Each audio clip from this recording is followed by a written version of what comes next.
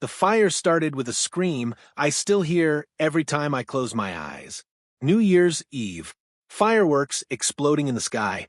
Laughter echoing through the street. And my daughter, my little girl, burning alive on the cold concrete outside our home. An HOA Karen stood there, watching, not helping, not screaming, just staring, like this was the outcome she'd been waiting for. By the time I reached my daughter, her clothes were melted into her skin, her voice reduced to a broken whisper begging me not to let her die. Sirens came too late. Neighbors looked away, and the woman who did this calmly told police she was just enforcing the rules. But the real nightmare didn't start with the fire. It started days later, when the state walked into my hospital room, looked at my breathing child, and legally declared her dead, then seized everything we owned. Before I take you deeper into this story, let me ask you something. Where are you watching this video from right now? What city are you in? Drop the name of your city in the comments below.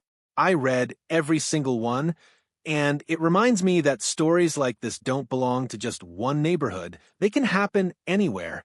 And if this is your first time here, I want to ask you to subscribe to the channel before we continue. Not because I'm chasing numbers, but because the stories I share here carry real lessons about power, silence, and what happens when ordinary families are crushed by people who think rules matter more than human life. Subscribing helps these stories reach the people who need to hear them most. Now, listen closely. What you're about to hear isn't just a story about an HOA Karen or a terrible accident on New Year's Eve. It's about how quickly the world can turn on you when you're vulnerable, how systems designed to protect can become weapons, and how, in the middle of unbearable pain, you discover who has power and who doesn't. This story is emotional, it's uncomfortable, and it doesn't give easy answers. But if you stay until the end, you'll understand why silence is sometimes more dangerous than fire, and why giving up is exactly what they expect you to do. So take a breath with me, because now I'm going to tell you exactly how that night began, when everything we thought was safe was about to be destroyed forever. Before that night, my daughter believed the world was a mostly kind place. She believed that if you followed the rules, kept your head down, and treated people with respect, nothing truly bad could happen to you. She was the kind of kid who apologized even when someone bumped into her. The kind who waved at neighbors who never waved back. The kind who still thought adults were supposed to protect children. She was 12 years old. New Year's Eve had always been her favorite night of the year. Not because of parties or fireworks, but because she loved the idea of endings and beginnings. She liked to sit on the couch with a blanket wrapped around her shoulders, making quiet wishes she never said out loud. That night, she wore a soft sweater she'd picked out herself, her hair pulled back loosely, her face glowing with that fragile excitement only children have when they think tomorrow might be better than today. We lived in a neat suburban neighborhood governed by an HOA that loved rules more than people. The lawns were identical. The houses were color-approved. The silence was enforced. And standing at the center of it all was her, the HOA Karen. She wasn't loud in the beginning. That's what made her dangerous. She smiled too much, spoke in calm, clipped sentences, always carried a clipboard like it was a badge of honor. She corrected trash bin placement, measured grass height, reported holiday decorations if they stayed up one day too long. At first, we tried to coexist. We followed the rules, paid the fees, attended the meetings. But something about my daughter drew her attention in a way I couldn't explain. Maybe it was how she laughed too loudly, or how she didn't look away when adults stared.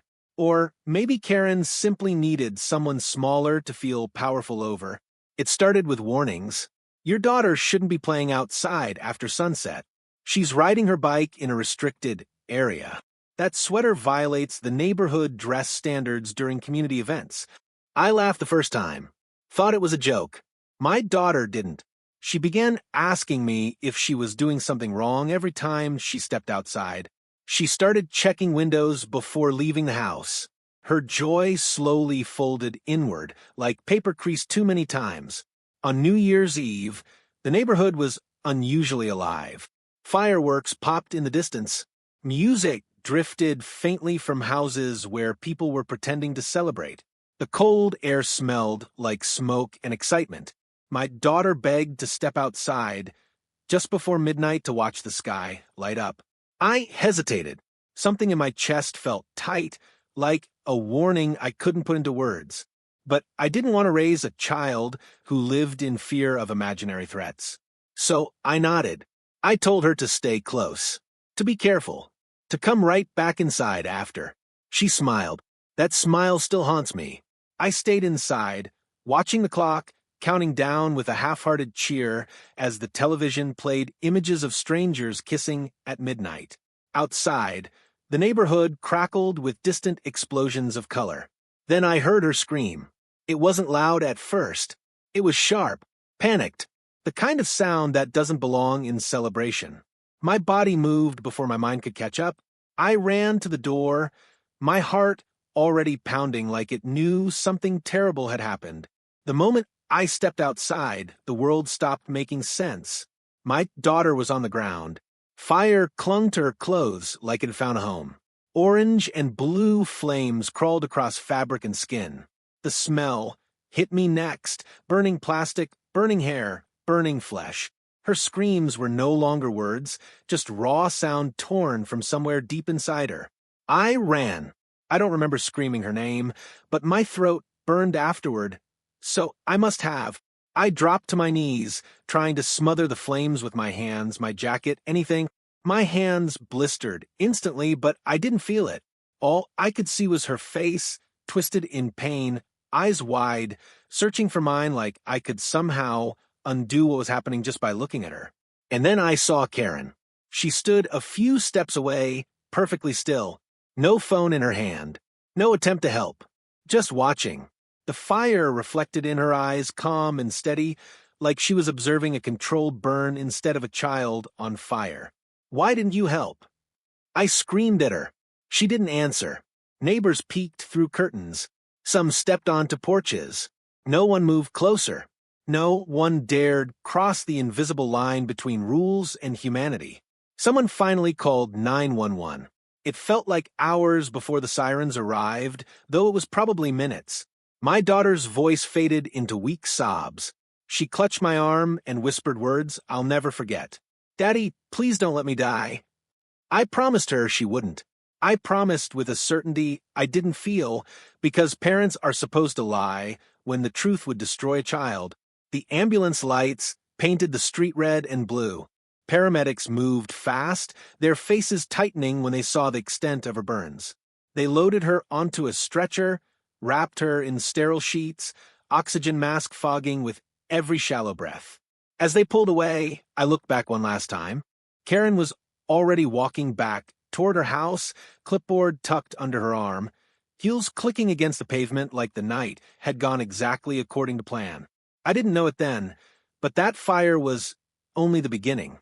Because while my daughter was fighting for her life in a hospital bed, something far worse was being prepared behind closed doors, something that would erase her existence on paper, strip us of everything we owned, and turn our grief into a legal weapon. And the people responsible were already on their way. The hospital smelled like antiseptic and fear. Machines hummed around my daughter's bed, their steady beeps mocking the chaos inside my chest. Tubes ran into her arms. Gauze wrapped her burns so thick she looked smaller somehow, like the fire had stolen pieces of her along with her skin. Doctors spoke in careful voices, using words like severe, critical, uncertain. I nodded as if I understood, but all I heard was her whisper replaying in my head. "Please don't let me die." Hours blurred together. I didn't sleep. I didn't sit. I just stood there, holding her unburned hand, afraid that if I let go, the world would finish what the fire had started. By morning, police officers arrived to take my statement. They asked routine questions at first. What time did she go outside? Where was I standing? Had there been accelerants? Fireworks? Was it an accident? I answered everything, my voice flat, my mind numb. Then they asked about the HOA. That's when the room shifted. I told them about Karen, about the warnings, the complaints, the way she watched my daughter like a hawk waiting for prey to stumble. I told them she'd been standing there when my child burned, doing nothing. One officer scribbled notes. The other exchanged a look I couldn't read. She says your daughter violated community safety rules. One of them finally said, open flames aren't permitted in shared areas. My head snapped up. She was watching fireworks. She wasn't holding anything.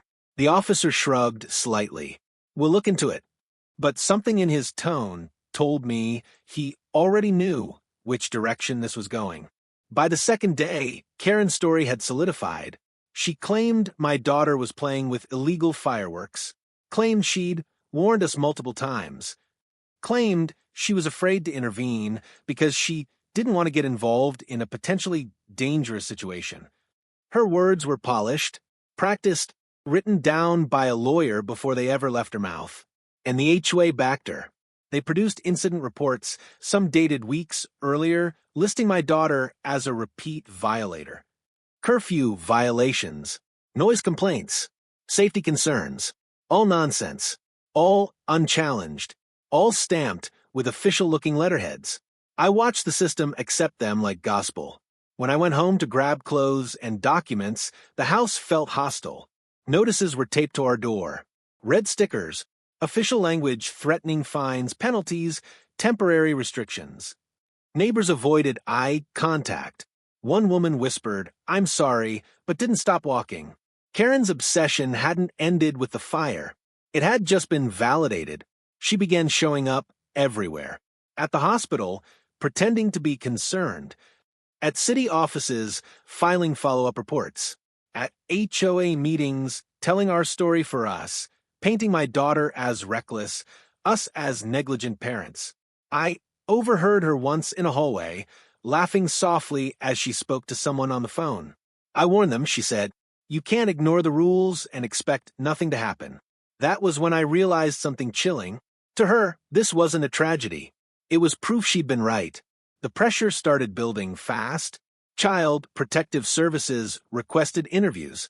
Fire inspectors revisited the scene. Lawyers sent letters filled with words designed to confuse and intimidate. Every agency seemed to arrive with the same assumption that somehow we were at fault. My daughter drifted in and out of consciousness. Sometimes she cried without waking. Sometimes she asked why people were mad at her.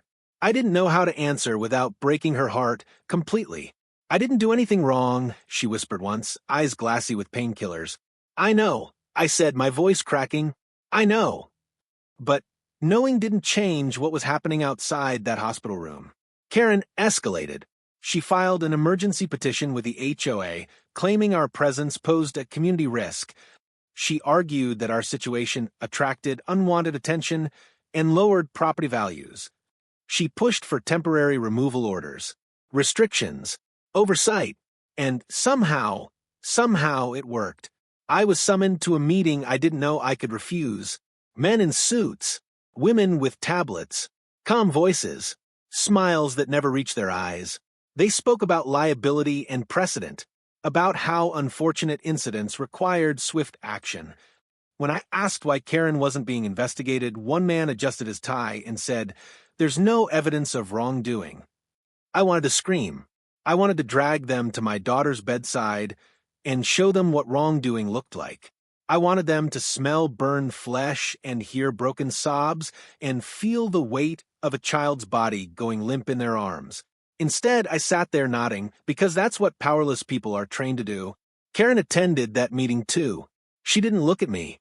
She didn't look guilty. She looked satisfied. Her obsession had transformed into authority. By the end of the week, my daughter underwent another surgery. Skin grafts, more bandages, more pain.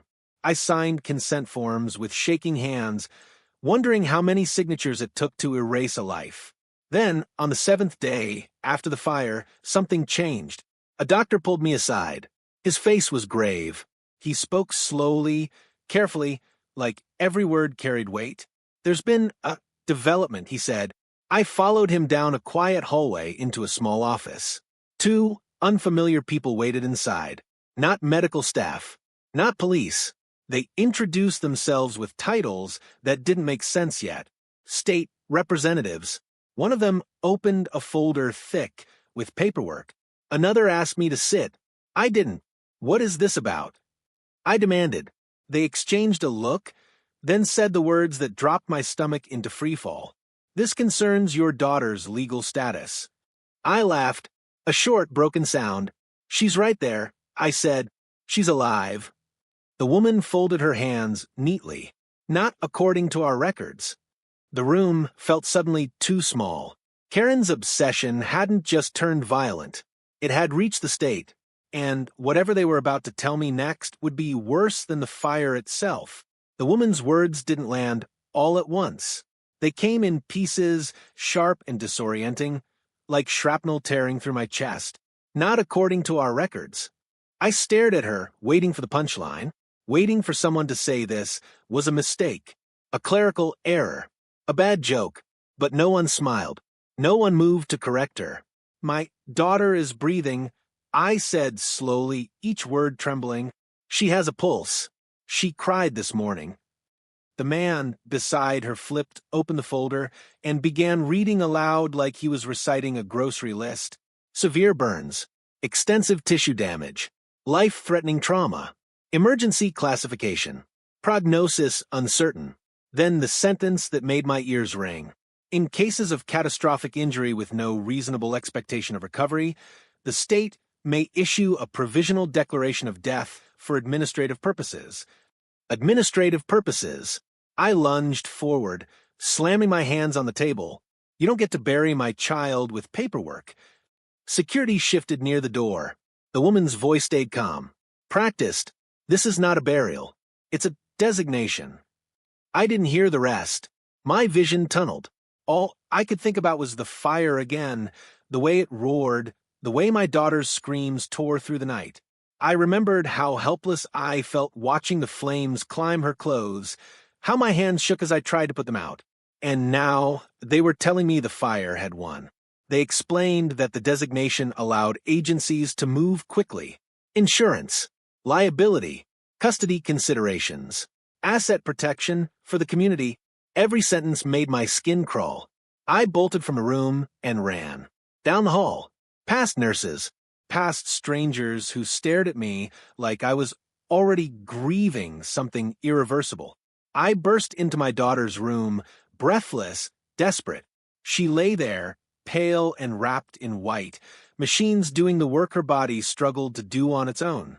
Her eyes fluttered open when she heard me. "Daddy," she whispered. I collapsed beside her bed, gripping her hand like it was the only solid thing left in the world. "I'm here," I said. "I'm not going anywhere." She tried to smile and failed. "It hurts," she said softly. "I know," I said, choking. "I know." I wanted to tell her what they were planning. I wanted to promise her they couldn't erase her. But how do you explain to a child that the world has decided she's already gone? Outside that room, the aftermath of the fire spread like smoke. News vans parked outside the hospital. Headlines appeared online, carefully worded misleading. Tragic New Year's Eve accident leaves child in critical condition. Some articles mentioned fireworks. Some mentioned possible negligence. None mentioned the woman who stood there and watched. Karen gave interviews. She wore somber colors, spoke softly, expressed deep concern. She said she'd always cared about community safety, that she hoped the family found healing. Watching her on the screen made my hands shake with rage. She never said my daughter's name. At home, things were already changing. Our locks were flagged for replacement pending investigation. HOA notices escalated from warnings to directives. Our mailbox filled with letters we didn't understand but knew we should fear. Lawyers called. Insurance companies stalled. Every door that should have opened slammed shut instead. The fire investigators' report came back inconclusive. No accelerant found. No clear source. No charges. Karen walked free. Worse than free, validated. At night, when the hospital grew quiet, I replayed the fire in my mind over and over. I wondered what I'd missed, what I should have done differently, if I'd stepped outside sooner, if I'd trusted my instinct and kept my daughter inside. Guilt wrapped around me tighter than any blanket. One night, I woke to the sound of alarms.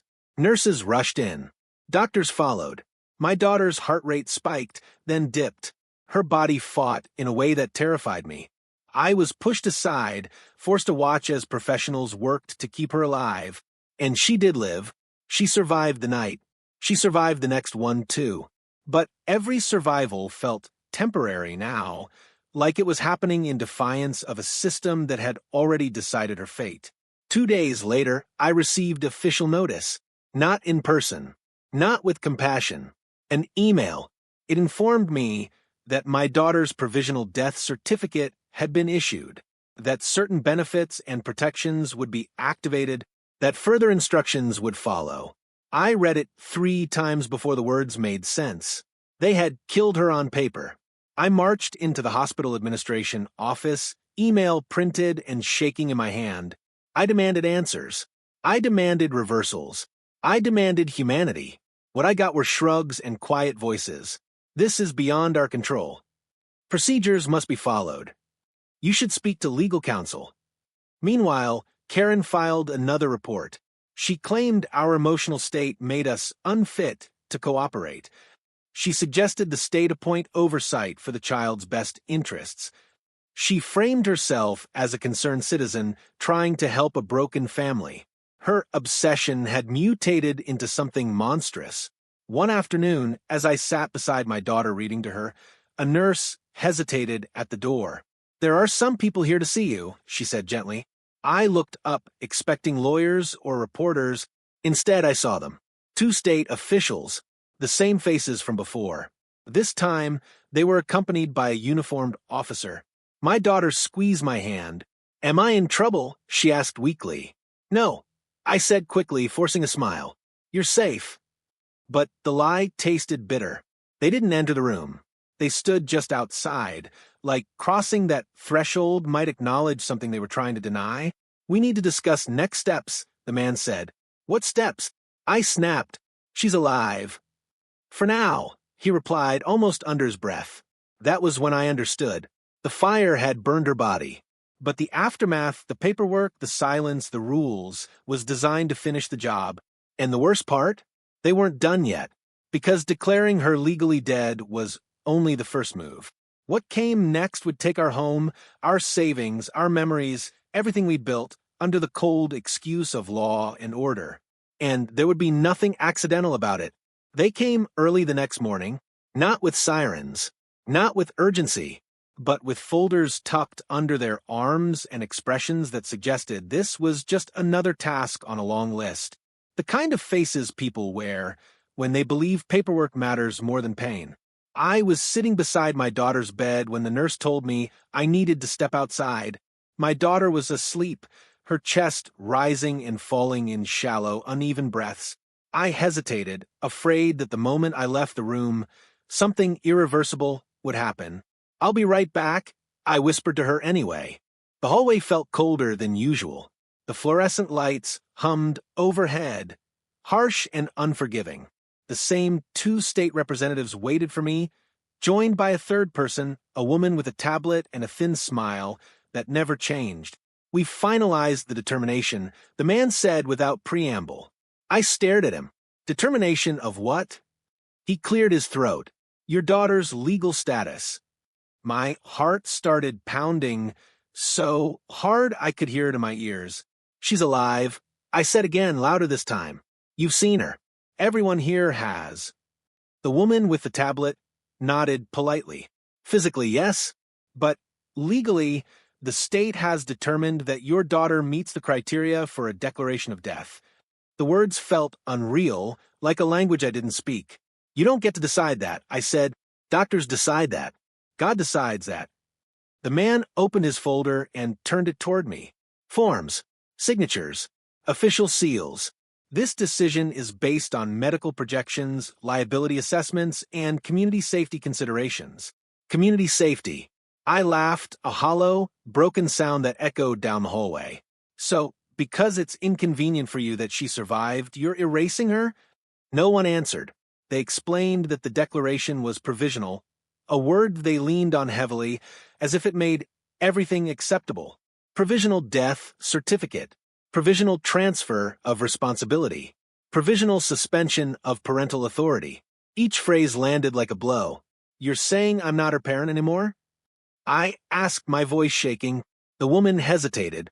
Legally speaking, certain rights are paused. Paused. I felt my knees weaken. I leaned against the wall to stay upright. She's 12, I whispered. She still asks me to read to her at night. The officer shifted uncomfortably. For a brief moment, I thought I saw doubt flicker across his face. Then it was gone. This is not personal, the man said. That was when I lost it. I shouted. I cursed. I begged. I told them about the fire, about Karen standing there watching my child burn, about the promises I'd made in the ambulance, about the way my daughter still whispered my name when the pain got too bad. None of it mattered. By noon, it was official. The hospital's records were updated. Systems refreshed.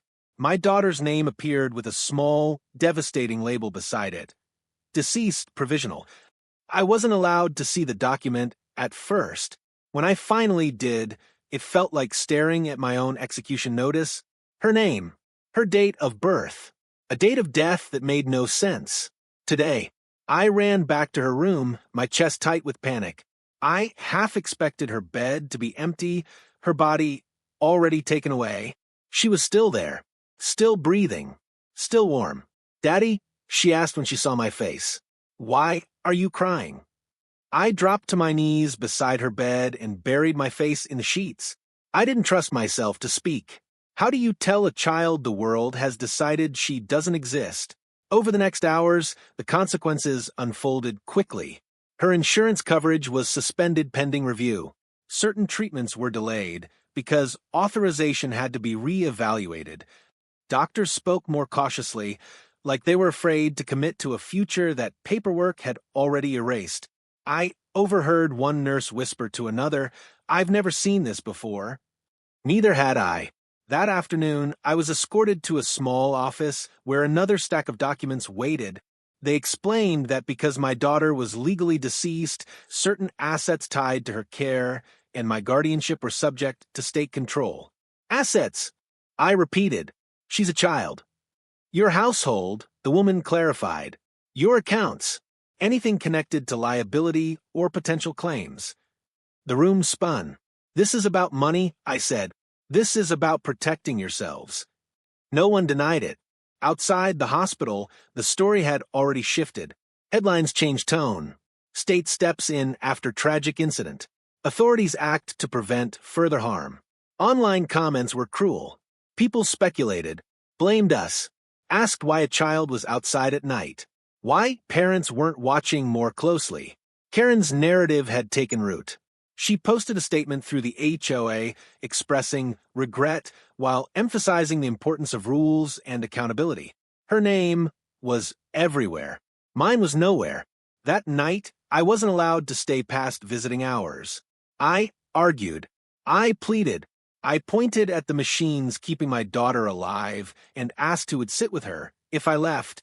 She's under state supervision now, the security guard said, quietly. We'll take care of her. I kissed her forehead before I left. She was half asleep, her face drawn tight with pain. Don't go, she murmured. I'll be back in the morning, I promised. Walking out of that hospital felt like abandoning her to a system that had already written her off. When I got home, the locks had been changed. A notice was taped to the door, informing me that the property was temporarily secured pending review. My belongings were inside. Her drawings, her clothes, photos of birthdays and holidays. Everything sealed behind a piece of paper. I sat on the curb and cried until my chest hurt. That was the night I finally understood the full horror of what had happened. The fire hadn't just burned my daughter's body. It had given the state permission to declare her dead, strip her of her identity, and dismantle our lives piece by piece, all while she was still fighting to live. And if they could do this to us, they could do it to anyone. The notice on the door wasn't the end. It was the beginning of the stripping. The next morning, I returned to the hospital with a bag of clothes and a determination fueled by exhaustion and rage. But before I could even reach my daughter's floor, I was stopped at the front desk. I'm here to see my child, I said. The woman behind the counter glanced at her screen, then looked up with a practiced expression of sympathy. I'm sorry. You're no longer listed as an authorized guardian. The words hit harder than any punch. That's my daughter, I said slowly. She needs me. I understand, she replied, already shaking her head, but the system won't allow me to clear you. Security stepped closer. Not aggressively, just enough to remind me where I stood. Outside the hospital, black SUVs lined the curb. Men and women stepped out carrying boxes, clipboards, and official badges. They moved with purpose, like they knew exactly what they were there to collect. I followed one of them as he spoke into a phone. Yes, we're proceeding with the asset inventory. Asset. That word followed me all day. By noon, I received the first formal seizure notice. It arrived by email and certified mail at the same time, as if redundancy made cruelty more efficient. The document explained that because my daughter was legally deceased and the incident involved community liability, the state was invoking emergency powers to secure and redistribute assets pending final determination. Our bank accounts were frozen. My credit cards declined.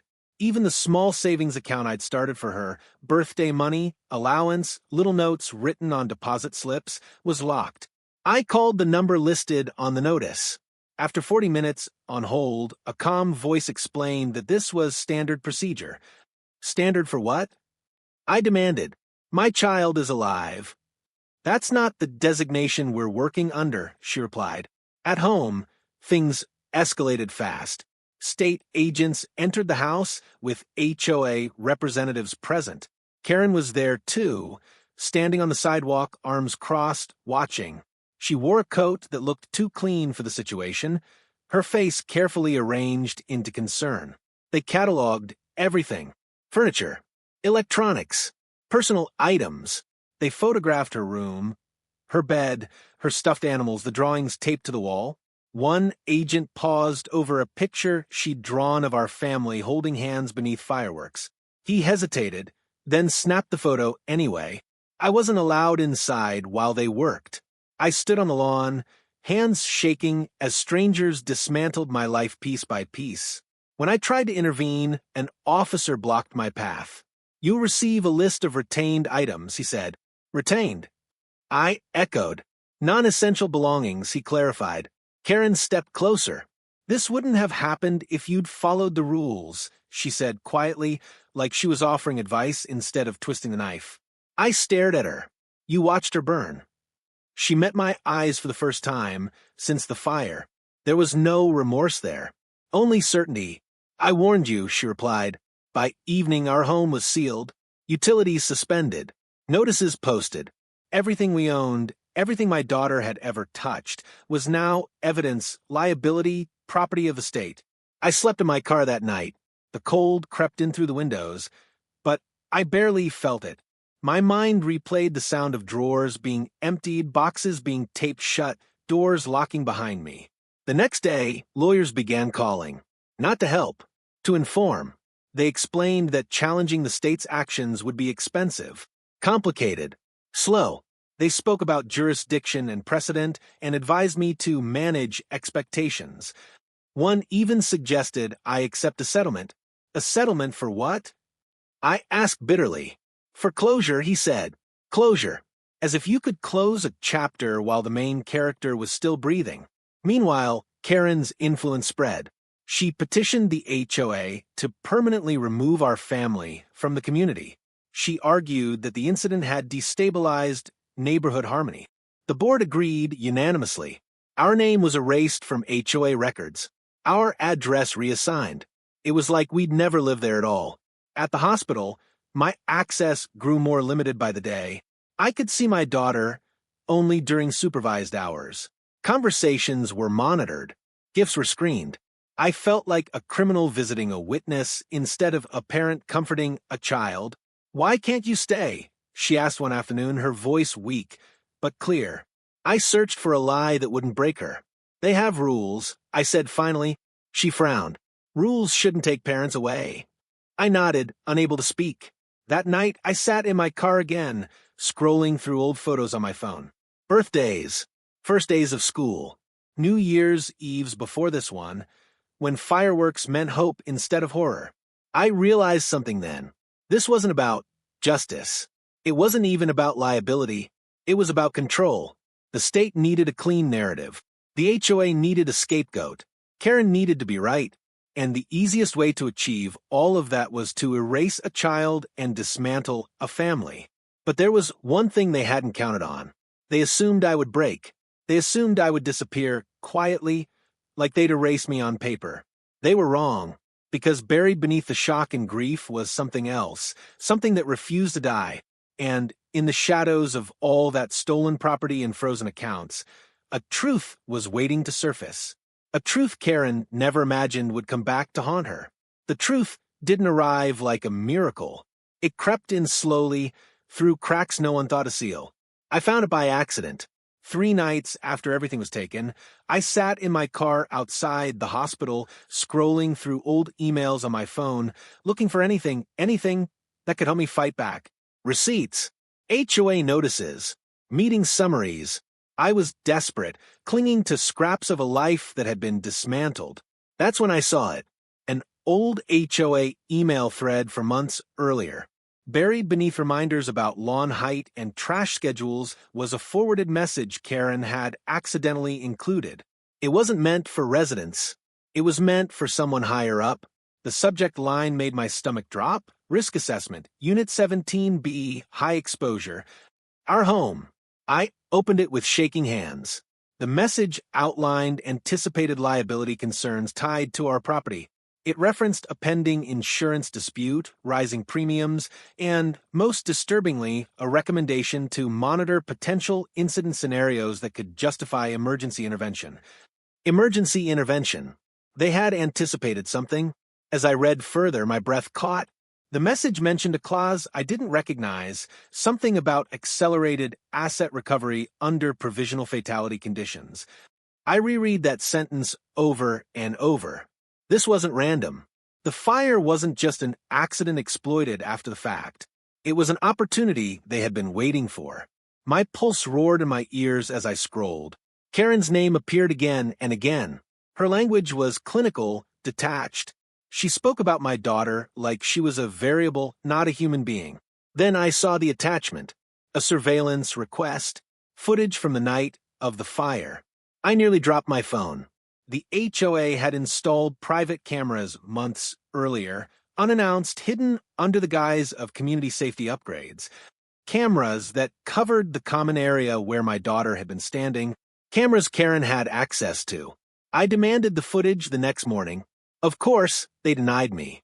Data retention limits, they said, technical issues. But they'd underestimated one thing. Someone else had access too.